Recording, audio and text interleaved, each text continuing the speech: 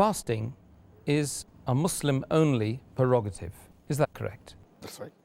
It is compulsory only for a Muslim to fast. It is not a requirement for a non-Muslim or unbeliever to fast. And the reason is that Allah says in the Quran, Allah says in Surah Nur, chapter number 24, verse number 39, that the deeds of a non-believer, a person who is a non-Muslim, the deeds of an unbeliever is like a mirage in a desert. And the thirsty person thinks that there is water, but when he reaches there, he does not find anything else, but he finds Allah. And Allah will pay him for his deeds.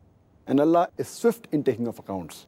That means in the hereafter, the unbeliever, for his deeds, he will get nothing. And Allah is swift in taking of accounts. So for unbeliever, all the deeds, they are useless in the hereafter, because all the deeds have to be accompanied with the intention. And as we discussed yesterday, that one of the criteria, an important criterion for a person's fast to be accepted is the niyyah. It is the intention. And the intention is that the fast should only be for Allah subhanahu wa ta'ala and no one else. So if a non-Muslim, if an unbeliever who does not believe in Allah subhanahu wa ta'ala, where is the question of him doing the niyyah, doing the intention of fasting for Allah subhanahu wa ta'ala? So that's the reason it is not required for unbeliever to fast. If he fasts without the intention, it will just be like anything else. It will not be an act of worship. It will not be a fast as is considered in Islam. So therefore, the niyyah, the intention is very important.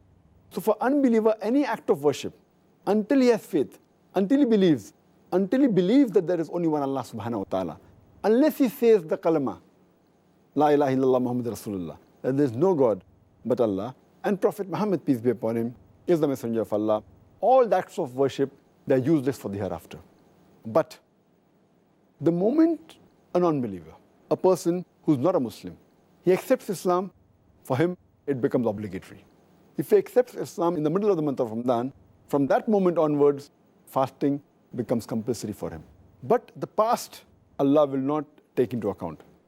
Allah says in the Quran, Allah says in Surah Anfal, chapter number 8, verse number 38, that say to the unbelievers that if they start believing, the past will be forgiven.